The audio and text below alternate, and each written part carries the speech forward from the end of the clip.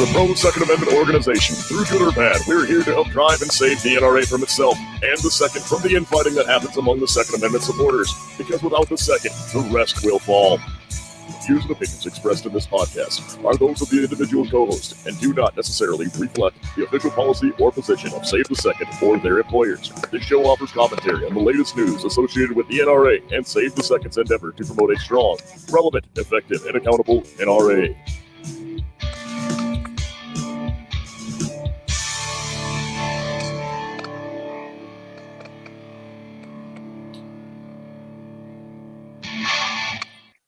Hello and good day. Today is February 1st. Tomorrow is Groundhog Day / Super Bowl Sunday. Welcome to the Save the Second podcast. My name is Ron Carter. We're going to keep this really nice and short, considering that our last podcast went for 2.5 hours. Rob Pincus, how are you? I'm good, man. And our podcast did go for 2.5 hours. And we spent a lot of time updating it, talking about it this week. So yeah, short and sweet this week. There's some big news. And obviously, we want to address some of the things that came up after our marathon NRA board candidates podcast from last week. Yeah. Now, of course, our episode wasn't nearly as long as some, but yeah, it's hard to digest. There's a lot of information there, a lot of time that you have to devote into it. We talked about the NRA board of director candidates for 2020, and we received a few corrections. Sure, rightfully so. So we'd like to talk about that first. Now, yesterday, of course, after a lot of rumors were flying around, we learned that Josh Powell has been placed on administrative leave. So if we have the opportunity, we'll talk about that. Of course, more is going to be coming about that. Yeah. That may be completely blown out, but we'll go back to this guy. Yeah, it's incredibly important to understand that you did an amazing amount of work, Ron, and you did far more work on that research for the voters guide than Anthony or I even began to chime in on, right? Like, you really put in hours and hours and hours of research on 38 candidates, some of whom had very little to no information available on the internet about their role with the NRA, their role in the Second Amendment movement, or anything else. So a couple of them were obviously annoyed with us that we didn't, tout all of the awesome things they did. In some cases, things they did decades ago. So it was no wonder you didn't find any of this stuff recently. And in some cases, there were some factual errors. For example, the confusion between candidate Carter and candidate Cushman right next to each other on the flow chart or on the spreadsheet, obviously. And the idea that Carter was both put through by the nominating committee and by petition. And John Cushman got onto the ballot solely by petition. So these corrections have been made at our YouTube and at our blog, in the comments on our social media, where these clarifications and corrections in some cases have been made. But they really were honestly minimal, and absolutely none of them, I speak for myself, Ron, you can comment, none of them would have affected or have affected my position on which candidates should be supported in the board elections this year. So there was nothing where someone came back and said, no, I really want Wayne to go, and here's where I wrote a blog article about it. There wasn't anything significant in the corrections, but it's important to set the record straight because we do want to give you guys the best information possible. Absolutely, 100%. It is never my intention, nor your intention, nor any of Save the Second's intention to skew any fact or spin any conversation. So we very much thank those of you that reached out to us when we were in error. We want to be squared away. And it should be mentioned that it wasn't always the person who we were wrong about who reached out. It was sometimes other board members or other people who've done some research as well who reached out to correct us, usually very professionally and politely, because I think they know that we are trying to be sincere in educating concerned NRA members, not simply saying, it would have been real easy for us to just say, here's who we think you should vote for, and leave it at that. But especially, like I said, Ron's work and the work of STS is about education and advocacy and awareness, not just, the same old, do what we say. Absolutely. And of course, we always want to strive to be better, right? So even the guide is going to have another revision. Revision 3.1 is currently in the works, and hopefully I'll be able to post that shortly. You mentioned John Cushman. One thing that you didn't mention was Patricia Clark. Now, of course, we mentioned that she was a former chair of the nominating committee. We were told, I'm not sure how to fact check this. Oh no, Rob left. Okay. He's back. Even better. We were told that Patricia Clark had been on the nominating committee. Apparently, she was not serving on the committee when she was placed on the ballot for this year. So, I mean, that's a correction that absolutely needs to be made, and you to understand. I'm not sure who the chair of the nominating committee is, nor any of the persons on that committee. Rob, are you aware of any persons on the nominating committee? Here's the thing. What this speaks to is the lack of transparency and the lack of communication from the NRA. Like, why should the guys trying to reform the NRA be the primary source about not just all the candidates, but particularly the nominating committee is putting forth, right? So while I felt bad about some of the mistakes and the clarifications that need to be made, just because I don't want us to be wrong, at the same time, it's times during that broadcast, why are we the ones putting out information? If the nominating committee felt these people were worth nominating, why isn't the information being put out there? It's mind-boggling that the NRA is doing so many things, kind of turning that big ship slowly, but at the same time still playing the board of election insider game, where the board of directors election is supposed to be for all 5 million members, and keeping everything close to the vest, making it all hard, if not impossible, who's on what committee and who the chairperson is of a certain committee.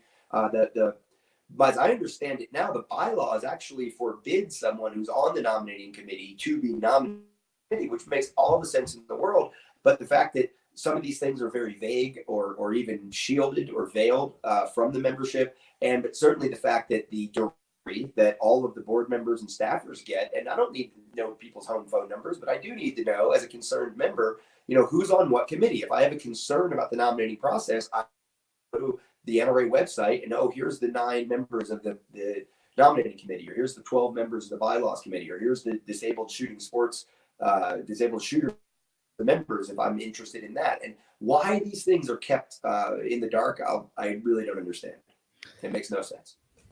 Yeah, and it's not only the NRA, which, don't get me wrong, the lack of transparency at the NRA is mind-numbing. The fact that we don't know who's on what committee, 37 standing committees, and I can't tell you any more than what I've experienced attending those committee meetings that I was able to. So now this week we found out a little more information about Phil Journey, and it's information about him, but it doesn't necessarily relate to what we're trying to share with NRA members. He says, for example, on an AmmoLand comment, that he is disturbed that the patently false information about me and my candidacy for the NRA has been posted on this website. Well, I'm trying to figure out what information was false. He did mention that he was a former board member from 1995 to 1998, and apparently we got his age wrong.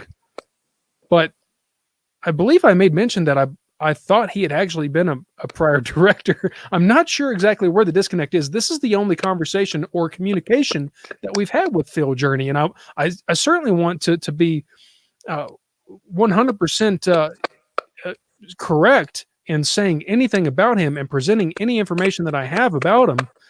But this is the first interaction that we've had. Rob, have you had any interaction with him? Were you frozen, Rob? Sorry, am I back? Oh, you're back. Okay, so I'm not sure if I do see that comment, obviously, because that's on my AmmoLand, and thanks to AmmoLand for putting Rob Pincus's. The fact is, I didn't say anything about him in that article. The links to the video were in that article, and that's obviously what he's talking about. But I didn't mention him because he wasn't one of my. Obviously, he's miffed, but I'll tell you that the fact that he was a former board member and the fact that he hasn't done anything in the public eye that we can find in the last decade because he's been a judge, which I get, that's fine. He really seems to be one of these people that the regime, the nominating committee and the old guard have reached out to a bunch of people that be very active in the Second Amendment community to stack the deck on the board of directors ballot. And he seems to be, to me, one of those people. And because I haven't seen any comment, I asked him in the comments, can you tell me explicitly, how do you feel about the 5 tenets of reform at Save the Second? How do you feel about Wayne LaPierre as the leader moving forward at the end? Of course, he hasn't answered. and I don't necessarily expect him to. Again, what's your age, sir? So we can correctly identify your age. Other than that, you could possibly, have gotten disturbingly wrong or patently false or whatever it was he claimed. So after he posted that, I did search quite a bit on him in YouTube, and I found a video. So he does give a speech at the Kansas Republicans meeting in 2016, and I mean what he says is great. It's awesome. I respect him as a judge. I respect him as a legislature. I'm not sure that I respect him as a board of director. Now, hey, he can prove me wrong. I would be so glad for him to prove me wrong and to stand up and say, that, for example, the leadership at the NRA needs to be removed in order for it to be stronger, more effective, more relevant, and so on. That would be wonderful. But yeah, he's not saying that. It's frustrating. Now, we did during the episode last week, Jeffrey Haig, his name was mentioned as having been, he removed his name from consideration. So, and we fact checked that absolutely 100%. That's in the American Rifleman, the magazine, the February issue. So now we have 38 candidates running. 30 or 37? 38. There were 39 previously, now 38. Yeah, there's 39 on the ballot. Right. His name is still on the ballot. So there's 38 now, actively running. 84% of those are going to be elected regardless. 84%. So Rob, that's now, and granted, that's 84% without any further resignations. Do you think we're going to see some more resignations? Rumor mill says yes. It's interesting that after the winter board meeting, some people who have been very vocal about reform haven't been around, including the fall board meeting, and now moving into the winter board meeting, we saw a couple more people who have been vocal about the need for change or more transparency participate. So it'll be interesting to see if we see any official resignations prior to the annual meeting in April. I talked to a couple people about. There's several people who say, yeah, absolutely, people should, move with their conscience if they don't feel that them being on the board is serving any purpose, or if they're not even going to bother to show up to the board meetings, resign. On the other hand, there's some people who are saying, all that's going to happen is these slots are going to get filled by the handpicks of the nominating committee, and maybe it's better for those people just to at least be in limbo. Personally, as a fan of accountability and engagement, I want leaders, I want advocates, I want representatives of the members in those positions. People like Carl Malone who never show up. I don't want people who've had to sign away the waivers that say, well, I'm not going to get involved in this area because of a conflict of interest. I want people who can go in and act on members, or as a representative of the members that have been appropriately nominated or put on the ballot by petition and elected into that position, that they can then act on their conscience and their integrity. May not get voted back in if it doesn't sit with the members next time. But we're definitely in a transition period at the NRA. We're seeing movement, but the election process here is still kind of a mess. It definitely is, and hopefully we'll be able to provide some more information for those who would consider candidacy by petition of the members after annual meeting. So if you are interested, say you might want to make a difference on the board of directors, hey, after annual meeting, link up with us. We'll try to help you out through that and learn something along the way. Now, yesterday the rumor mill was crazy. I had oh man, I had probably 100 messages that were like, "Hey, I heard this guy has resigned. Hey, I heard this guy was fired," and I couldn't confirm any of it. I spent 30 minutes trying to get somebody on the phone at the NRA HQ, and I got nothing. I got people. In fact, one of the guys that said that I was talking to said, well, you can email the NRA board of directors and get information there. I said, my God, how many messages, how many emails have I sent? And I've never received a reply from nrabod@nrahq.org. Never. So we found out through Washington Post that Josh Powell has been placed on administrative leave. Rob, is it too little too late? Is it something's happening? What do you think? I think it's something happening. something moving in the right direction. The article at the Washington Post by Beth Reinhardt, that's one that you go check out. There's also a floating around. It's not in that, interestingly, because it's where the information originally came from. And I know you probably can't see it, it's probably washed out here, but if you go to onlygunsandmoney.com, the article that they've got up there, it has a picture of the legal filing that was done by Ackerman McQueen's lawyers in the ongoing, never-ending, seemingly fight between Ackerman McQueen and the Alexandria Circuit Court. And the picture here, and I'll read from it, it says, let's see, Mr. Powell, he affirmed, he being Mr. Powell, he affirmed under penalty of perjury that the NRA's responses were true and correct. And this is exactly the interrogatory. So interrogatory is just like the list of questions that the NRA was asked to supply official answers to for this lawsuit. And it says the responses were by Mr. Powell, but now Mr. Powell has been placed in quotes on leave. And it's really interesting that the word on is also in quotes. So I wonder where that citation is from, but it's not in here. On leave by the NRA pending an investigation by NRA counsel, which is interesting. It's not pending an investigation by the board, by the NRA, by the ethics committee. Inside the NRA, it's NRA counsel that's running the investigation. And thus, there is no NRA official in good standing who has affirmed the NRA is under oath. So what Ackerman McQueen is saying here at the beginning of this document, you can find this online, is that because Josh Powell is no longer standing, perhaps the answers that the NRA gave are no longer the official answers of the NRA, and therefore there are no official answers from the NRA. And obviously that's some kind of odd legal strategy, right? To kick the can down the road or to distract and disrupt the lawsuit and the positions of Ackerman McQueen's lawyers. Because if the NRA full well that, hey, this guy's a sacrificial lamb. We've been hearing bad things about Josh Powell for years, right? Like since he showed up on the scene with Kerry Guard and all that. So if they said, okay, let's just push him over, like his title was the chief strategist or something for New York. But he affirms these interrogatories. They know full well when push comes to shove, he's not going to be at the much longer, and therefore they can walk into court and say, "Oh yeah, we fired that guy." And it's all supposition on my part. But it is interesting that this is how this comes to be known. Now we all know Powell wasn't at the winter board meetings. It was a very, very noticed absence, especially after Wayne LaPierre celebrated his work and his presence. The fact that he was probably the only person socializing with at the fall board meeting was William Brewer, the lawyer that we've talked about a lot from Dallas, and he seemed to be very, very locked in at the top of NRA leadership, and then he just was a ghost. He wasn't anywhere at the winter board meeting, and now this comes out. So yay that he's gone, because this guy has really decimated the and training division between Kerry Guard and some other appointments and things that he did inside of the structure there. He's been an embarrassment to the NRA for a long time with the sexual charges and the allegations against him in that way, settlements, and him being barred from working with Ackerman McQueen, which is where he came from with the Kerry Guard program. It's just the whole thing in the past, but it's interesting that it's tied to this lawsuit, and that's how we come to find out about it.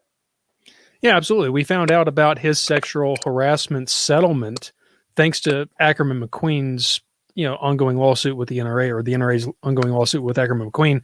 Yeah, where do we have accountability? I mean, after Kerry Guard, you think the guy should have been, let go. Like, hey, buddy, you just cost us a few $1 million. You cost NRA members and persons donating millions of dollars, and then you give them $915,000 in his salary in 2018. Like, what? Yeah, and the housing allowance. A girlfriend or a wife or somebody got a job with one of the ACMAC. There's been all kinds of drama around this guy. He had a failed business with Pete Brownell in the past. Google him if you don't know what we're talking about. Good riddance was what I said online. It's just, in his wake, he leaves a whole bunch of damage and destruction. Probably, I don't know, but if it's like everybody else who's left the NRA in the last, 5 to 10 years, he got a giant pile of money, or will get a giant pile of money as he's walked out the doors. Just another frustration, but again, an indication that the NRA is moving forward, cleaning up a little bit, and hopefully moving in the right direction. So after Tim Knight, Sean Maloney, and Esther Schneider all resigned, I believe that was August 1st, Marion Hammer, board of director, made an internal quip that was leaked online, or I guess it was leaked. I don't know if maybe it was public, but she said, "Don't let the door hit you on the way out." I wonder if she'll be saying, "Don't let the door hit you on the way out" to Josh Powell. What do you think, Rob? She's been oddly silent. She wasn't at the winter board meeting. My understanding was she was considering, or at least had said she would write a letter with her personal endorsements and public for the board election, but we haven't heard much from her lately, unless I've missed it. She's just been kind of silent and under the radar, and she maybe she's dealing with her problems down in Florida. I don't Oh, know. yeah. Well, we'll definitely talk about Josh Powell more in later episodes as information becomes available. I'm not sure when information will be available. I think we just have to have our ear to the ground and continue to listen. What do you think, Rob? One of the interesting things, and I got this from a couple of different people this week, because I had seen 24, 36 hours before it came out, before the article came out in Washington Post, and was sort of asking around trying to get the details of it before we just said, "Hey, look at this," right? And then we followed up and went public with it. I still haven't heard any details. A couple of people were pretty explicit in explaining that, let's say that they did have information on what this investigation was, or what the results of the investigation were, any of that. If, as we know happens quite often in these situations, there's a settlement to just, and here's your gag order, essentially. We're not going to talk about this. You're not going to talk about this. Here's your pile of money. You get away from the NRA. That if that happens, and someone who had official information gave it to me, or gave it to the press, or gave it to anybody, and could be tied back to the NRA as a violation of that settlement, or if it of any potential settlement to keep him quiet and get him out of the way, that obviously is a concern. So those are reasonable corporate America business concerns. I get it. Still, we're all curious about exactly what the details are. Yeah, absolutely. And it's our NRA, for crying out loud. Don't get me wrong. I understand that companies have to protect themselves and whatnot, but I'm a member. I'm paying dues, and you're a member, and NRA has 5 million members. I think we deserve an answer. Don't you, Rob? Again, in context, I understand the need for keeping certain legal settlements and legal issues closed. I don't like it. I'm not expecting this one to change. I'm not expecting all of a sudden a big press release that says, a lot of you have been asking, here's why Josh Powell was put on leave, or here's the results of the investigation. The wash, might it get leaked? Sure. Would I want to, if I saw that leak and I saw it out in the public space, would I share the information because I think members deserve it?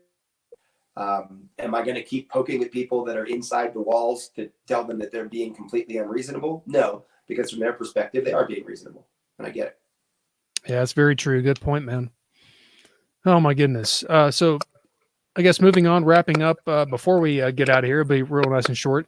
76 and 76, round 3 started today, right? So if you're unaware of what hashtag 76 and 76 is, it's a call for you to try to contact each individual director of the NRA and tell them what you think. Have a voice in your NRA. So yeah, this is round 3, and this is the round 3 that's going into annual meeting. So now's an excellent time for you. If you haven't contacted a director yet, now's the time to contact your directors. Rob, I think we've seen a lot of good things that have come from NRA members trying to contact their directors. What do you think? Yeah, even if you're not getting a response, especially if you're hitting personals or you're hitting the Facebook pages, things like that, that information is reaching the directors. You may not get a personal response. You may not get a public response, certainly, but it's having an effect. We're seeing the effects, the attendance policy, the change in attitude towards allowing or welcoming, or however you want to put it, members at the board meeting. I think we'll continue to see it in April. It'll be very interesting to see what happens in regard to the members meeting. Of course, I think it's incredibly important that members who are concerned about these issues show up. They're particularly planned. We're not, there's no secret, organization. We're going to have a little get together and things like that the night before. We would like to see, obviously, as many members, even if this, show up to the members meeting. There's no reason there should be an empty chair in that room. And it will be interesting to see what the NRA as an organization and what the leadership as an entity to potentially insulate themselves from what I think they feel like was an embarrassment last year when members actually stood up and asserted our interests. Right. Oh no, his internet went down again. So that's the members meeting. The members meeting was huge last year. Is probably going to be even larger this year. So if you can make it, please do. That's the members meeting, which is going to be on Saturday, April 18th, 2020. Okay, Saturday, early morning. You got to get up early. Rob, you were cutting out there. Why don't you continue? Go for it.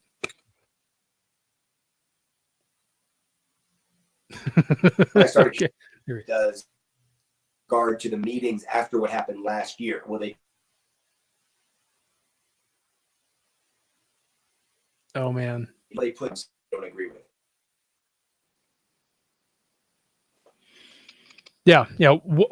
I think last year we saw 7, 8 directors decide to get on the stage and go back and forth with members. Is that going to happen again? Are they going to have Wayne LaPierre loyalist somehow sneak in and make shout outs for Wayne? I don't know, but definitely be there. If you can be there, be there. You have a voice. You can do it. It can be your NRA. Oh my goodness, Rob! I'm losing you. Yeah, buddy. No worries, man. No worries. Social media. Okay, go post, man. Go post. Yeah. We all know Facebook is where it's at. I mean, even though Pincus likes to do Instagram. Yeah, I mean, I like Instagram a little bit, not that much. So, folks, listen up. Here's what you need to understand. To state the facts, frankly, is not to despair the future nor indict the past. The prudent heir takes a careful inventory of his legacies and gives a faithful accounting to those of whom he owes an obligation of trust. That comes from John F. Kennedy. That's my mindset for reforming the NRA. Also, if you look at it from a religious aspect, if I could speak, here's some water. Whoever spares the rod hates their children. But the one who loves their children is careful to discipline them. That's the New International Version of Proverbs 13:24. We have to hold our leadership, our NRA leadership, accountable. They're accountable to the members. They're accountable to you if you are a member. Heck yeah. Nashville is going to be really interesting, folks. Thank you very much for watching. Thank you very much for listening. Of course, you can follow us on Facebook, YouTube, Instagram, and Twitter. Our podcast can be found on your favorite podcast app. Of course, our website is where you can find more information about us, savethe2a.org. That's savethe2a.org. Nick Dooley is the voiceover for our introduction. He's the owner-operator of Dooley Defense in Pear, South Dakota. I think I was murdering that previously, not Pierre, but Pear, South Dakota. Please forgive me, South Dakotans. All of us at Save the Second are volunteers. I'm a volunteer. Rob Pincus is a volunteer. We're all volunteers. And to those of you who have volunteered, you mean the world to me. Thank you so much. To those of you who have donated to Save the Second, it means the world to me. It really does. It's humbling. I'm a poor guy. I want to stay a poor guy. I want to be rich in love and rich in family and friends and whatnot. I'm not a monetary guy. Okay. So for those of you that have donated to us, it's shocking to me. It's amazing. Thank you so much. Of course, we want a strong NRA. We want an effective NRA. We want an efficient NRA. And by all means, it has to be accountable in order for those things to happen. It has to be accountable to be relevant. You know the drill, folks. A well-regulated militia being necessary to the security of a free state, the right of the people to keep and bear arms shall not be infringed. So many of you have commented, Jera, we're going to get, where we're going and at NRA annual meeting up soon. That's still in the works. But thank you so much for listening, watching, all that good stuff. Hit us up on Facebook, and we're going to take it from there, and we'll see you next week.